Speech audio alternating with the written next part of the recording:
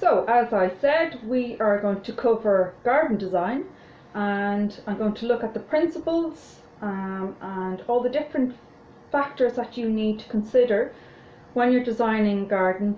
And these apply to small and large gardens. It can even be applied to a balcony or a patio, whatever size space you have. These are the general principles that work and help you to use the space as effectively as you can.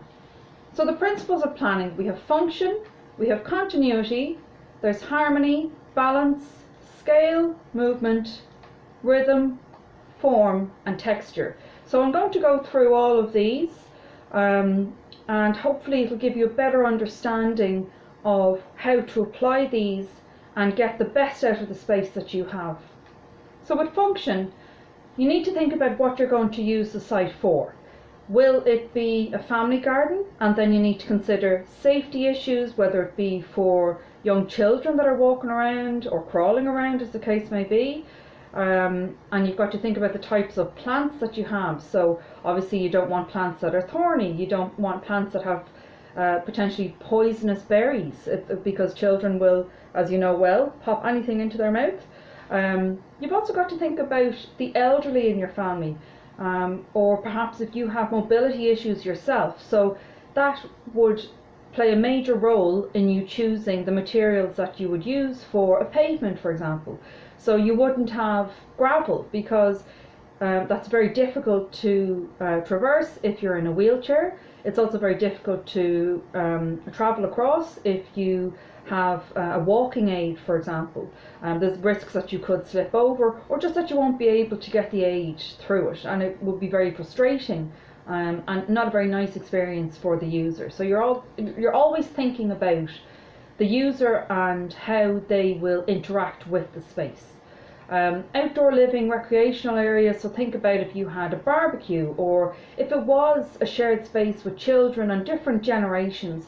Are you going to have your seating area right beside where they play and potentially have their footballs kicking over onto your seating area all the time? Or are you going, if you have a barbecue, for example, are you going to put that out right at the back door and potentially have smoke billowing into the house? Of course, that's common sense would tell you not to do that, but perhaps that's the only space that you have available. So you've got to think then about the type of cooking facilities that you might use. If you have a vegetable or fruit garden, I mean, a lot of people will have these incorporated into an existing design, so they're generally a smaller part of the function of the garden, but an important one nonetheless, if that's what you're interested in. If you have dogs, or again, coming back to young children, or even older children, that they may be kicking footballs around or playing chasing, that they could trample on these lovely vegetables that you're taking your time to look after. If it's a fruit garden, again, same principle applies, that the children wouldn't perhaps kick balls into branches of trees and potentially damage them and damage the fruit set then for the year. If it's an ornamental design, again, you've got to think about the user. Are they going to be mindful of the formal design that you are hoping to display in the space? And if so, is it really suitable to have young children in an ornamental type garden? I'm going to go into how you can combine formal and informal. So there are ways around that. Think about if somebody is in a wheelchair, or perhaps if they have a mobility aid. Think about if they have a visual impairment. Also think about if they perhaps need access to raised beds. So raised beds are really great for that. You can get these really cool raised beds that are prefabricated, and people in wheelchairs can wheel directly into them. I'll try and remember to include a link when I send you the email later on to let you know this is live. But there's lots of things that you can do. Alright. Have all the features mapped out in your space. That's really only when you'll know whether they work or not. Now, of course, as a seasoned garden designer myself, I can hopefully lead you in the right direction and tell you what would work and perhaps what wouldn't work, or could do a bit of improvement. But hopefully I'll be able to work through that with you. And of course you're all welcome to send on questions if you like. What I usually do in class is I get everybody to bring in photographs of their own garden, and they can ask my advice on the design of it.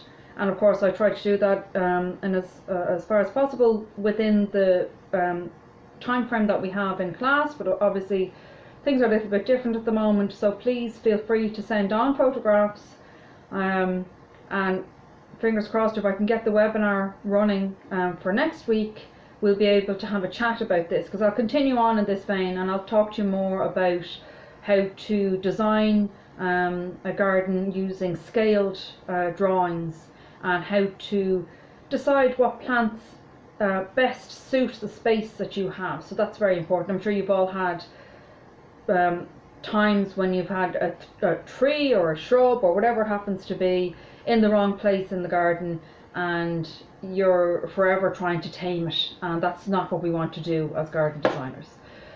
So again, back to the slides, they should serve the genuine needs and not follow fads. So that's basically, it's the same with fashion. You know yourself, you're not always going to follow what's in fashion. It's nice to pick and choose small elements from each season, or perhaps if it's a particular style of garden. So we've gone through some of the history, so perhaps if you liked the style of the Mughal gardens, or if you liked the Renaissance gardens. Now I understand they're a much bigger scale to anything that we might be working with, but they can be pared down. But you see what I mean when I say don't be following fads. Make sure that it's something that but it's also something that you like, that it's not necessarily something that is going to go out of fashion in a short period of time. Again, you want to be realistic. If you decide that you want to get a garden filled with Indian sandstone and whatever other expensive features you'd like to incorporate, and then you realise, oh, hang on a second, I've no money to buy topsoil, or I can't afford any plants. So you need to factor in and be realistic about what you can actually afford to do. The materials, they should be aesthetically pleasing to you, and they should complement the house if the garden or most of the features are visible from the house, which is generally the case. And this is a nice little book here, the Planting Design Handbook. But there's plenty of other garden books. I'll give you a list of books that I particularly like, and hopefully you'll be able to find some inspiration from those. So with continuity then, we have elements of a design, have totally different functions, but they can be connected in some way. So that means you might repeat planting in different areas, or you might repeat a shape of a plant. So they don't necessarily even have to be related species, but let's say they have a conical growth habit. You could dot them across the landscape, and I've got examples of this that I'll be able to point out to you later on as we go through the lecture.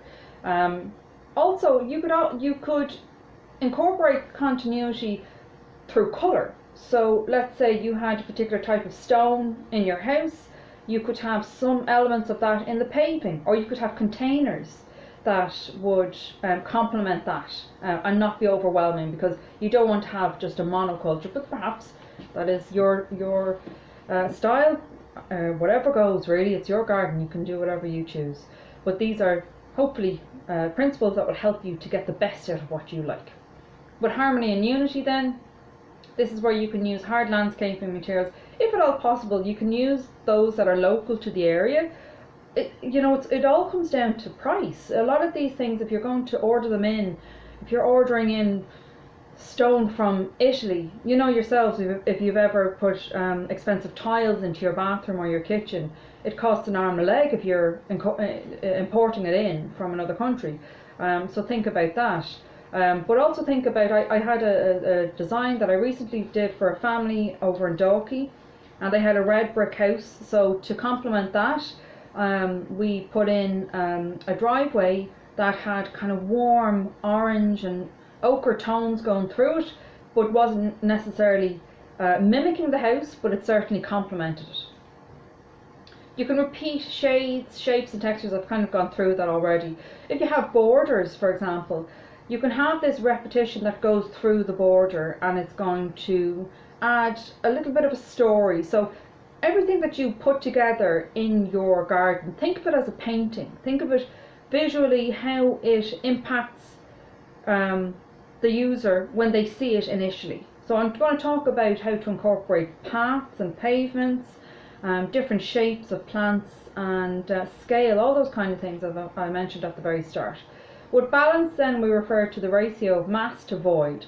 So the general rule of thumb is that if you allow a ratio of 1 to 3 mass or 2 to 3 void. So you want to have less mass. So mass is anything that is solid. So your house is mass, your shed is mass, any kind of statuary that you might have is mass, any seating, your bins, for example, they're mass, trees are mass. But void then would be open lawns, or just bare space where there's a minimum happening, but they balance out with the mass that's going on. It's identical to what happens in your sitting room. So you know yourself, if your sitting room is cluttered, it can be quite stressful to be in a very, very busy space like that, when it's a space that's dedicated to relaxing and enjoying your free time. The same applies to your garden. Again, if you want an open airy space when you're entering the room, you don't put too much furniture into it. And the same applies in a garden. Think about if you have trees right up at the back of the house. I'm always referring to the back garden for the most part, but of course these principles do apply to the front garden too, but generally it's your back garden that people tend to want to redesign, because you're spending a lot of time looking at it. Keep it light in colours. So again, a really good tip, which I'll be able to point out to you in a moment, if you have a collection of plants that are already in the garden, take a picture of it and then turn the picture grayscale, and that'll show you the ratio of dark and heavy, kind of imposing type plants in comparison to the light colours, and it will help you identify patches that are a bit too congested, for example, or need to be brightened up, whether that's through foliage or whether it's lighter coloured flowers, or perhaps some kind of ornamentation that's lighter in colour that can just brighten up the space a little bit. Again, same applies. Don't crowd the room with occasional tables and so on. Don't crowd your garden with lots of statues, or lots of plants, or lots of containers, because it just gets very cluttered and it's not very calming, and that's the whole point. But then some of you may disagree, and of course I'm open to discussion about this, which is great. As we move on, we're going to talk about mass. So I've kind of gone through this already. It's anything solid, so your trees, shrubs, buildings and so on. Of course, if you have children in your family, think about swings and slides. They are also mass. And of course planters or containers, as I've already mentioned. Hopefully you'll be able to see these well enough. I think it's even better than we have it out in Dartry. So these are, you can see this fella here. This is at the top of a staircase that's in Luttrellstown Castle. I was a gardener there at one point, and it's quite a beautiful feature. It does nothing else but add ornamentation to the top of the staircase. But again, that would be considered mass. Also, we have this beautiful cast iron seat. I mean, you would need a team of people to lift that wasn't moving anywhere. But again, look at the ornamentation there. So but again, it's just to point out this is considered mass in the garden as well, and that was in a rose garden. When we talk about void, that's the open spaces, your lawns, your paths, your patio, but this is before you have incorporated your seating and all that kind of stuff. Ponds as well. It's a big open space, a body of space that hasn't been filled up with clutter of any kind, whether it be planting or containers, for example. If you reverse that ratio, it makes things feel very cluttered. So it's important to know how that works. Altamount here, so they're old enough pictures, so I must make a new visit down just to refresh my collection. But you can see here, the point of this picture here is to show the void of the pavement here, of the path going down. You've also got these nice sleek lines here of the formal hedging that goes along here, and down the end, you'll be able to make it out when I send you the notes. That's an arch there, and of course the big mass there of conifers, and of course the big mature specimens. So again, if you're lucky enough to have mature specimens in your garden, that's great, because they can add great maturity to the space, and they can just give it a bit more authority, I suppose. I wanted to show you the difference here. So we have, this is just one perspective here, but if we go on to the next slide, you'll be able to see, okay, that's not great, but you'll be able to see it on your notes. This section here is just open lawn. Now here, this section along here is the pavement that or the path that we were just looking down. So you can see this section here is a big area of void, and that's necessary to be able to factor in what could be considered clutter, but when they're combined together, you achieve that ratio. So we have, beyond that pavement, I'm sure some of you have been to the garden before. If you haven't, it's definitely worth a visit. It's a beautiful space. We have that pavement, which is actually this one continued down here. So this circles all the way around. Here's a lake here, so it circles all the way around here. And I wanted to show you the use of shapes and how they can be repeated. The case of where I explained the continuity in a few slides ago. So we have this conical shape here, but we also have this loose kind of conical shape here, and they're in pairs, so they actually quite complement each other. But then as we come closer over this side, we have the New Zealand flax. Now, although this is not conical in shape, it is actually quite round. The spear-shaped leaves give a complement to these conical or coniferous type plants over here. So think about how different species can complement each other within the space. Here's Luttrellstown here. So we looked, that was the lion's head that was at the top of the staircase over there. Hopefully you can see the light. I think you can. So here is the pavement, and you can see that adds a little bit of interest. So rather than going straight across like that, that's the bottom of the staircase that goes up, and there's a terrace along the front of the castle, which was the old entrance. It's since moved to the other side of the building. But you can see this gives you a bit of curiosity. You have your mature trees, so again they kind of give a bit of authority to the space alongside the castle itself. The castle is almost 800 years old. But with the path, it brings the eye on a journey, so that wanders around here, and it entices the user to continue walking. Proportion then. So the general rules, you want 1 to 3 or 2 to 3 proportion. So I suppose it's very similar to the ratio of that I just mentioned a few slides ago. But what you want to do is factor in the size of the elements that you're incorporating. So I'll show you some pictures now in a moment. But this one here shows you how you would incorporate paths. So a path has to be relative to the building. So you're not going to have a narrow little path outside a big long building. So if you try to think of the paths that walk around the potting shed, for example, in Dartry, if they were narrow little paths, you'd feel like the trees and the building were coming in on top of you. But obviously they have function as well, because they have to be able to move wheelbarrows and various other machinery around that space. So that's another thing that has to be factored in. But that's the same with all gardens. You have to think about function. How are you going to get machinery or people in wheelchairs around, as well as those that are able-bodied? When you're thinking about planting, plant them in groups of 3s and 5s.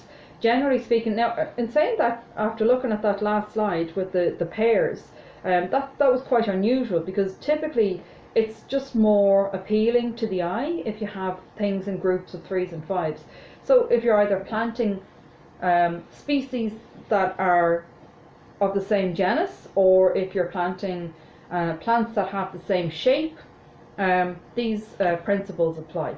It also applies if you're planting in containers. Containers always look much better when they're grouped together. But again, in 3s or 5s, 1 is fine if it's a bigger pot, but definitely try to group them. And even you could try this yourselves at home. I'm sure some of you have containers around the garden, and if that's the case, try and pack them together in 3s and 5s, and you'll see visually it's far more appealing. So this was kind of what I was thinking about when I was recommending using the grayscale if you take a picture of one of your borders. So you can see this, it's an illustration anyway, but this just gives you an idea of how to situate the plants in the garden. I'll have a better picture coming up in the next slide, and it's more to do with colour, well, height as well. But you can see the lower growing plants, and it may seem like common sense, but again, if you have a plant that you're not familiar with its growth habit, it's always important to do a bit of homework and figure out if it's something that is small. So let's say something that doesn't grow much higher than about 60 centimetres. Really, that should, the only place that should be is at the front of the border. With other plants then that might be up to 1 metre in height, they can all sit along the centre. So again, as you can see, it says like a choir. So the much taller specimens, you can have them at the back. And there are some herbaceous perennials. Let's say this bed was solely herbaceous perennials. There are perennials that will grow up to and above 2 metres in height in one growing season. So if you were to put that at the front of the border, you can understand that it would just dwarf everything else that was sitting around it. So that's important to know. And I'm sure you can all think of plants that you have in the wrong place at the moment, but hopefully this will help you to decide where to move them on to their next home. So this is what you, I suppose, would call a cool border, simply because it has the blues and the yellows, whereas hotter borders might have reds and purples and oranges. But it was more to show you the graduation of height. So we have all the beautiful delphiniums at the back there, and these all graduate. There's verbascum there as well. This is achillea here, this lovely yellow fella here. There could be some, they could be, I'm not sure what those guys are, they're hard to make out, but the gist of it is, they could be phlox perhaps, but the gist of it is that they come and graduate down, so that then you have all along this pavement here, they're almost spilling over, so it makes it much softer. So again, that's an option there. This particular type of planting, it doesn't work very well if you have a grass edge like that, because what happens is it tends to smother the grass, and then it chokes and it fades, so you end up with these really pale patches, and they're just very unsightly when these things start to die back, which they will do, because if you have, for example, this lovely little lime green flower here, that's the achillea, and most of these now will be at their best. Well, actually, because of the oh sorry, I beg your pardon, this is Alchemilla, it's a lady's mantle,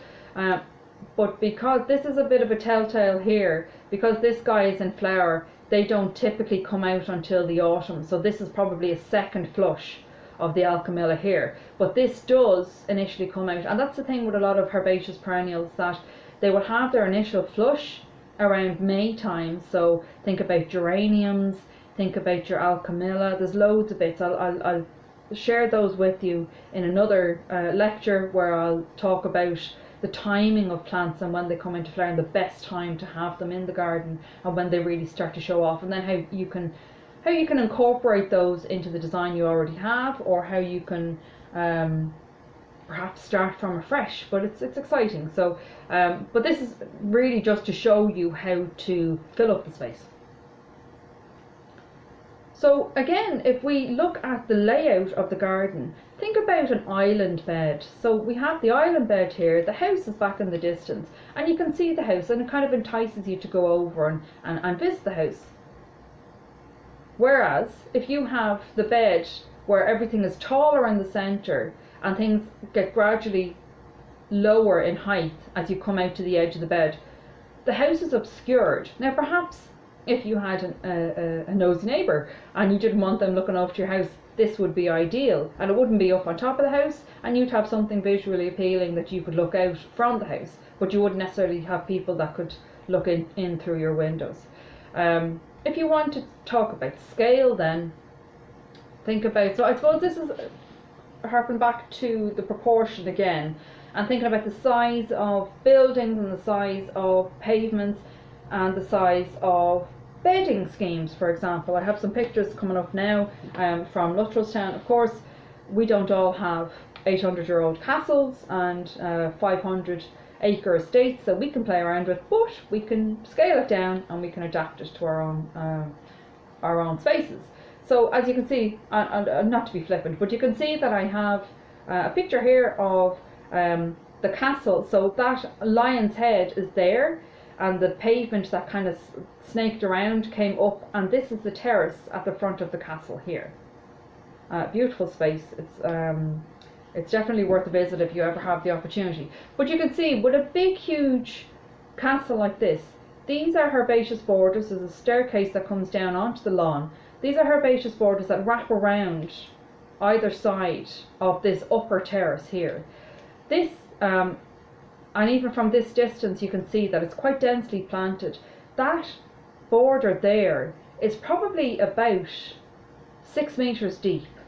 So naturally enough, that is in proportion with the size of the building that you have there. If you had a herbaceous border that was only 1 meter deep, it would feel like it was top heavy and it was going to fall over. So that's why you can have the gradation here. So you have the really tall herbaceous perennials at the back, and it's slowly graded, so all the shorter guys were at the front.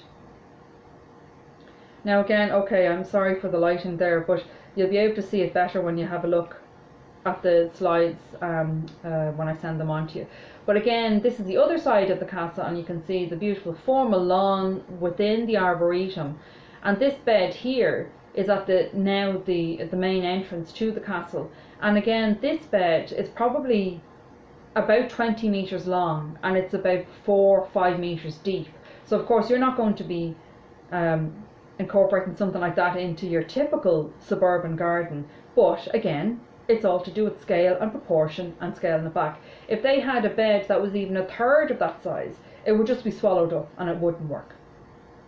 Again, that's a better picture there, so that gives you an idea. And of course there's the fantastic Copper Beach there in the background, and beyond, around the garden is actually within a domain, and it has a ha-ha, which is, I haven't gone into that yet, but they are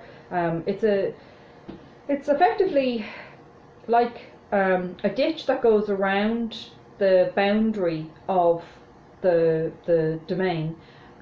But it's walled on one side, and this was incorporated during the English landscape movement, where they didn't want the cattle, because a lot of estates were multi-use, so they would have sections for cattle and livestock to use, and of course they wanted to have their beautiful formal garden setting as well, so that could be kept separate with the use of the ha-ha.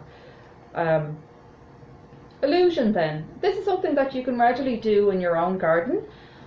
You can see here, the one on the left, you can see the individual little specimens, and okay, I'm sure we've all had gardens that look like that, but then when you move over to the right, and you can see there's no boundary. So it looks like this section at the back here is actually part of your property too. So it makes the space feel much, much bigger. So that's a really great trick that you can incorporate into your own garden. Symmetry and asymmetry. Again, symmetry is when the two sides are duplicated. They're divided by a path, perhaps a lawn or canal. Traditionally, gardens, as I mentioned back in the Mughal gardens, symmetry was very important for those designs, and they were generally laid out in a quadrilateral design, so it was quite symmetric. It was very equal on either side. And again, you can incorporate vegetable and herb garden and put edges like that, box hedging. Um, I'm sure you all recall the box, the gorgeous knotted box that's in the walled garden in in the Botanic Gardens in Glasnevin. They're beautiful the way they're maintained. The Royal Hospital in Kilmainham, we've been here, and you can see this is very, very formal. This is an ode to the gardens at Versailles, as Mary went through all the details of the design when we were there last year. So this is in the summertime. You can see the tea house is right down there. We have the water feature, but we have this incredible symmetry. With asymmetry then, it's the opposite. So it means that there's a balance on the other side, that you might have one side is a bit more populated than the other, but it's still very carefully designed. Japanese gardens favour this element when they're putting the designs together. So paving, lawns, water and planting, you can contrast rough with smooth, you can have vertical and horizontal in the same space, but perhaps one more dominant than the other. You can also have hard and soft and create irregular patterns, and this will give you a feeling of asymmetry. Here's the Japanese garden at Powerscourt. So this is definitely worth a visit if you have the chance. You can see there's lots of beautiful elements. In the springtime there's magnolia, there's cherry blossoms, and the great thing about this design is that it drops down into this very sheltered space, and you can see it has all these old mature conifers that are up on the banks above it, so you feel very, very sheltered. So it's a very inclusive experience when you go to it. But you can see it has the water feature there. We have the temple. There's various other features that are dotted all the way around the garden, and they make for this beautiful asymmetric design. Here's one of the temples in Kyoto, and you can see that there are all these stones that are laid out. I believe there was 15 stones, give or take. And the idea behind the space, you can see it's very, very stark. There's not an awful lot, but it's very heavily manicured. So you can see where the gravel is raked. The gravel will be studiously raked every single day. They'll make sure that there's no leaves falling onto it, because it's all full of symbolism. That's what Japanese gardens are all about. And depending on how wide the tines are on the rakes, or even the pattern, you can see that's quite formal. There's not a lot of movement, but around the stones, for example, which would represent islands, there might be ripples, and the wider the ripple is, the more tumultuous the water is said to represent. So with this space here, it was designed in such a way that you looked at it from a height, even though we're not here in this particular picture. But the point is that you'll never be able to see all of the stones that are located around the space, because if you did, it means that you would have reached complete enlightenment and you would have found the meaning of life. So very, very heavy in symbolism, but very, very peaceful and calming kind of spaces, which is similar in many of the design features or design periods that I've spoken to you about already. So with colours then, they can be divided into warm colours, yellows and reds, colds are your blues and your greens. It's nice to have a combination of the two, but it all depends on your taste and whether you like that particular type of palette. Warm colours can advance towards the viewer and cold colours can recede. You can use the colour gradient to make a small area appear larger, or to give the impression of distance. You can put hot, vibrant colours in the foreground and the cool colours in the background, and that'll make it appear a little bit bigger. With pastel colours, they're great. They can go into the middle ground, but they can kind of marry the two spaces between the cold and the hot colours. You can also incorporate colour through foliage and stems. The foliage, think about autumn colour. So when you're choosing your plants, I suppose, but a lot of herbaceous perennials can still put on colour in the autumn time, but it's a lot of smaller shrubs and trees that really give you the best displays around that time of year. You can see here, this is a lovely dogwood. I think it's called Midwinter Fire, and it has this incredible gradation of the colour. So it starts out yellow here, and it graduates up into this really electric fiery red. And then in the background here, these are willows, and these are pollarded. So pollarded, as you can see, that it has that short trunk, and these are cut right back down each spring, and they put on all this lovely whippy new growth. And then when they drop their leaves, you have these incredible yellow stems that really dance in the autumn, or in more so into the winter, when there's not an awful lot of colour going on in the garden. So that's something really nice to think about. Not just about the autumn colour, but about the stems and how they can continue to give you interest in the winter time. Foliage then, this fella here is euonymus, so that's the spindle tree. Just to jog your memory, we would have looked at it at the Botanic Gardens, just beyond the visitor centre, beside the library in the Botanic Gardens, and it had this incredible red foliage. And this lovely yellow guy over here is a birch, which is native to here, but they put on this beautiful colour in the autumn time. Think about then the type of bark that it might have. You've got this colour, the snake bark, maple is what that one is referred to as, and it comes in varying colours, as you can see. We looked at that in Dartry as well, in the Arboretum, some of you might recall.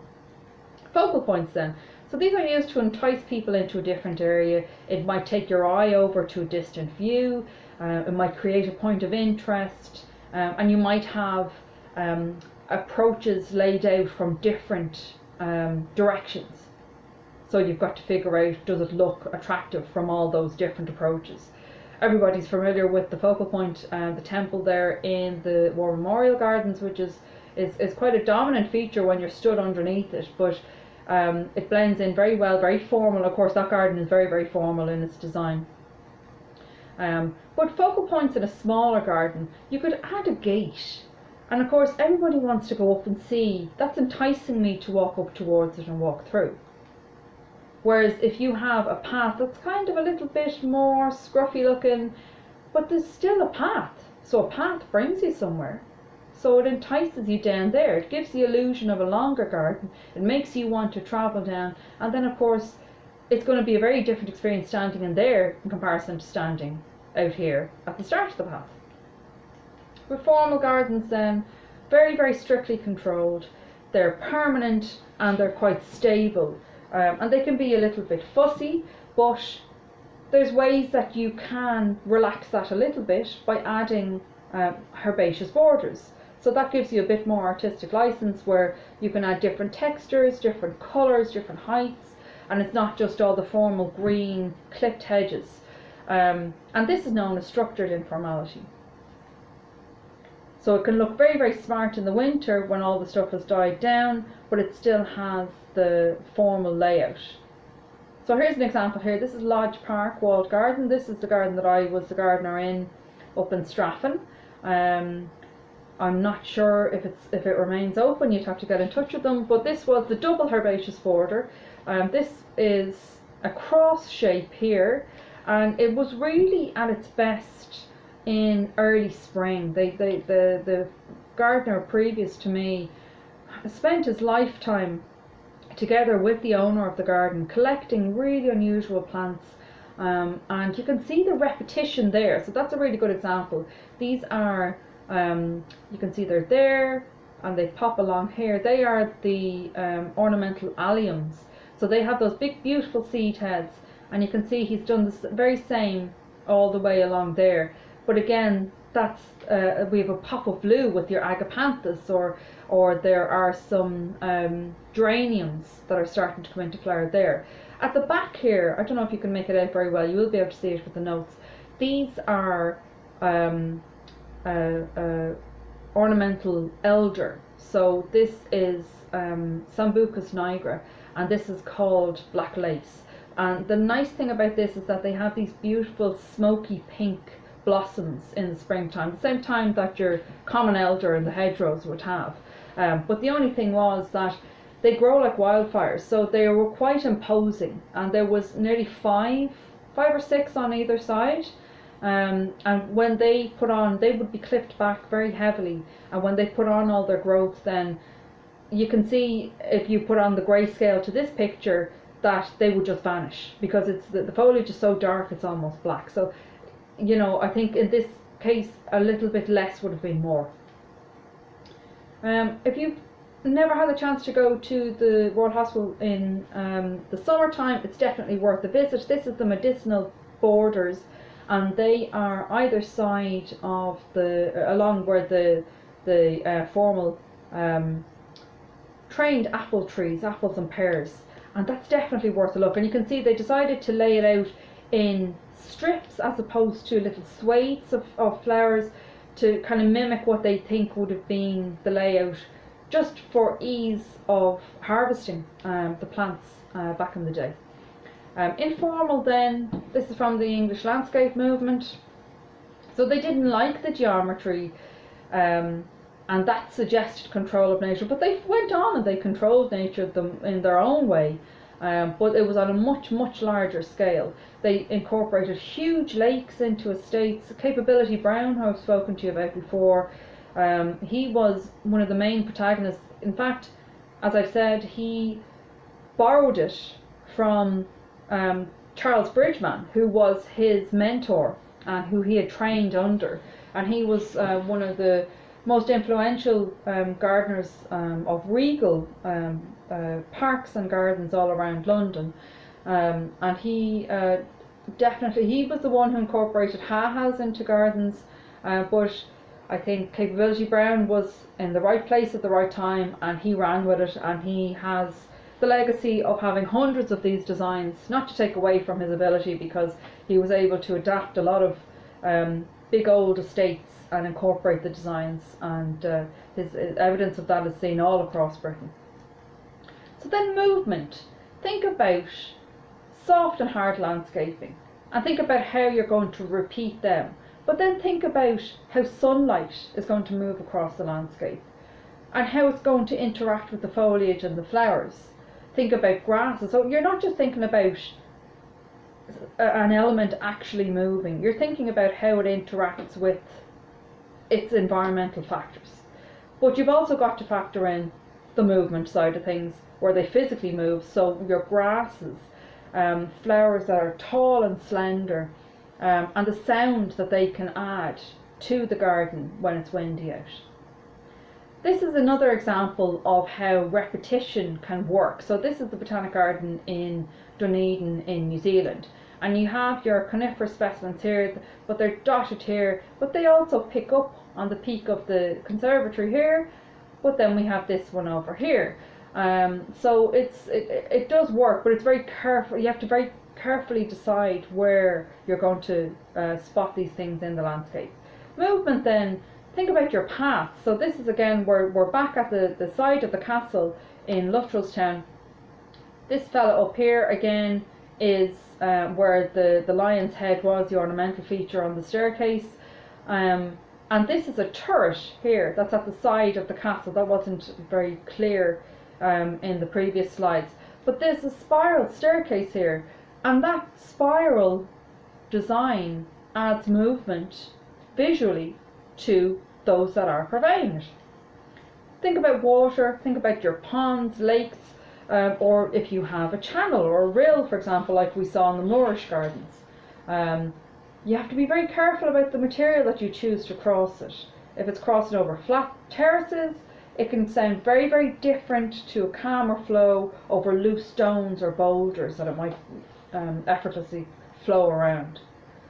Wellington Botanic Garden then, you can see that this is really cool. There's loads of succulents and cacti all dotted around, happily living away outside.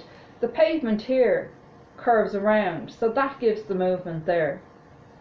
But we've also got the physical movement of water, for example, in Mount Usher. So you can see that little drop there gives a very subtle, quite soothing sound to anybody who's nearby. With Wisley then, again, it's just to show you the movement. We have this incredible big glass house here, which had tropical plants inside, but it had this amazing large path, which was quite slow as you walk around, but it enabled you to take in the view of this incredible structure at your leisure, rather than you, and of course the body of water again reflecting the structure, which you could easily achieve in your own garden. Again, the difference that a path can give to a space, you can see with the curve, it's really interesting. It draws the eye and it kind of curves around, whereas this one you just go straight up. So it's not visually as interesting. But again, you could break this one up and have little pops of colour or different shapes or different types of foliage going along either side. Again, same kind of principle where you have your straight path, but again, I suppose this is enticing me to go further down into the space. Whereas this one here, it stops my gaze and it interrupts my gaze. And it makes me think about the other features that are around. Whereas this will draw you straight. This is a much slower experience. Rhythm then. I know a lot of these sound very similar, but they are very important elements in their own rights. With repetition, think about elements that can be positioned across the garden. So I've spoken about using foliage or using the same shape of plant, whether it's round or conical, and you can repeat that. But with rhythm works very well when it's a very formal setting. But it draws the person's view. So by incorporating different shapes of paths, you can direct where the viewer is going to look next, and that's a very important aspect of designing your garden. Repetition then, again, so these are formal gardens over in France, and you can see that there is a pleach lime. These became very popular during the French Renaissance gardens, that period, or shortly after. So they're very popular in Versailles, but this is a smaller garden. But you can see it's almost, it brings you down, and it makes you want to walk down and have a look. But it also has this big block of foliage right up the top. Form then, this is linked with the shape of an object. It can be man-made or it can naturally occur, so whether it's round, square, diamond or so on. That's I suppose if you had round windows, would you replicate that in the garden and have a round mirror, for example, or something else that's round that could work very well. So it can also apply to paving and seating and walls and so on.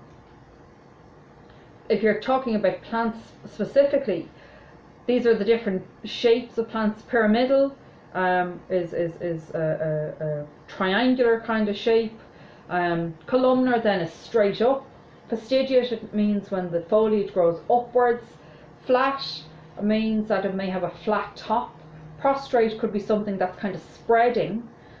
Drooping then, or weeping or trailing, they'd all kind of come under the same category. Think about your weeping willow, but there's loads of different types. There's weeping beech, there's loads of different types of weeping plants, or climbers. The climbers are trailing or weeping, and that can work well if it's repeated. It can be measured, form can be measured in height, width or depth as well. So here we have the pyramidal conifers. These are at Versailles, and you can see this repetition, and it's very clever. There's a statue down the bottom, so again that draws the eye all the way down to the bottom, and you could absolutely incorporate something on a smaller scale into your own garden.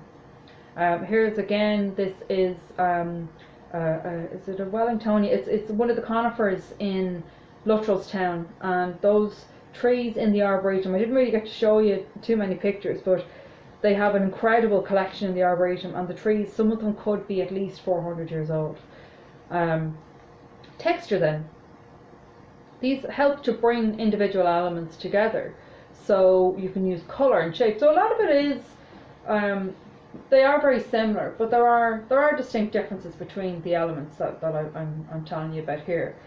here's incredible texture here from the Cyathea, and you can see the beautiful fronds as they've opened up there. Space then. Features can be arranged to blur the lines of space, so that's where I showed you the picture of the boundary of the garden, and if you plant up to the boundary and blur those lines, you can achieve overlapping, and it helps you to make the space feel that bit bigger.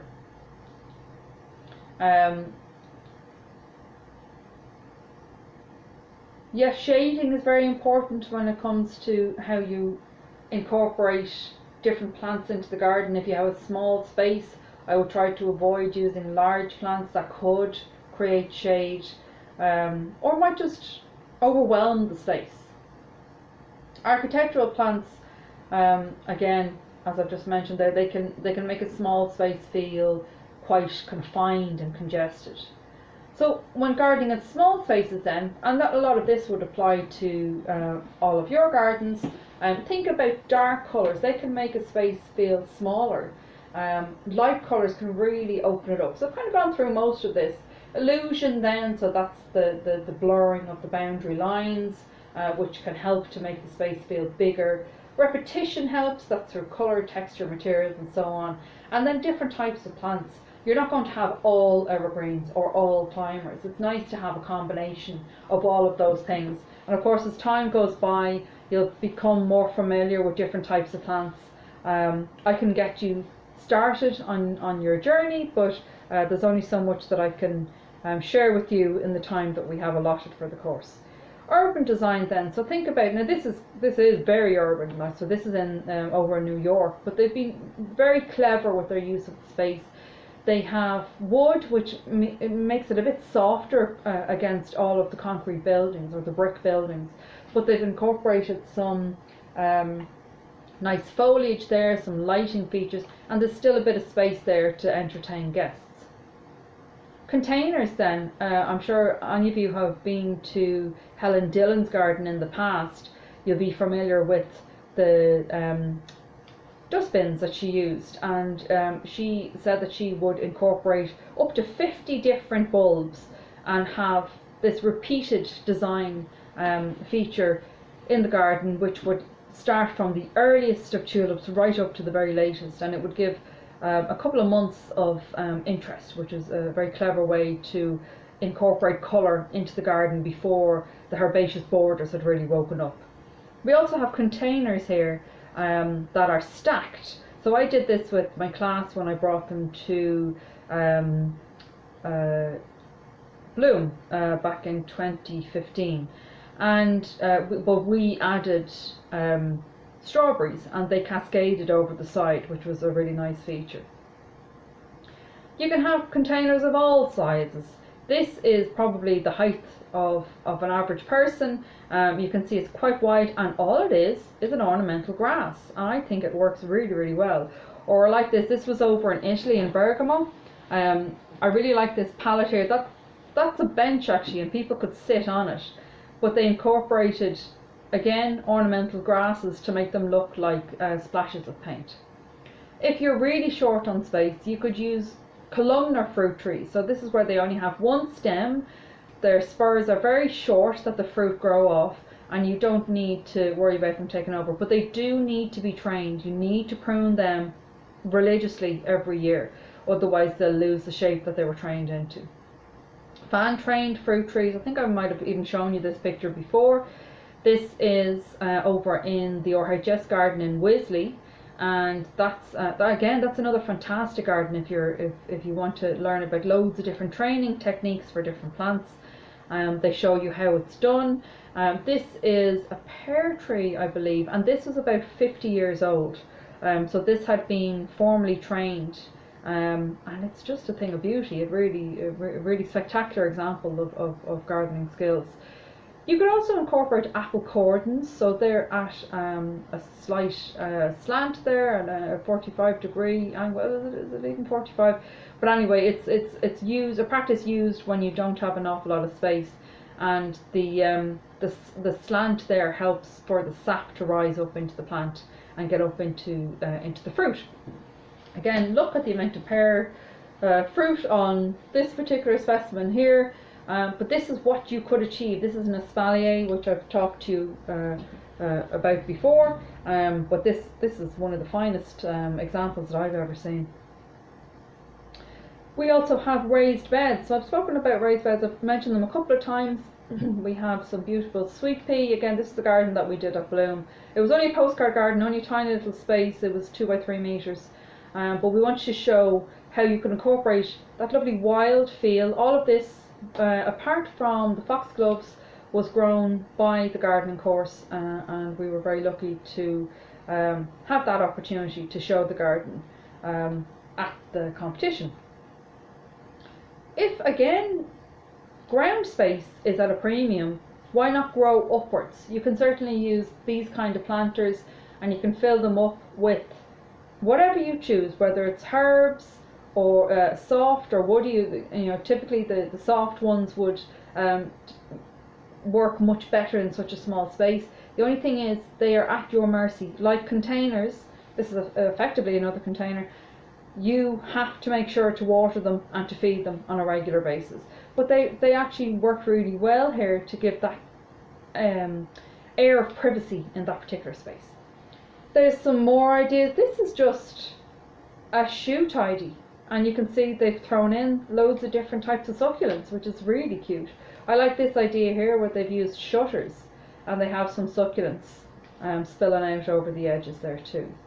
Mirrors are another great thing that you can incorporate into the garden, and it's important if you're putting them into the space.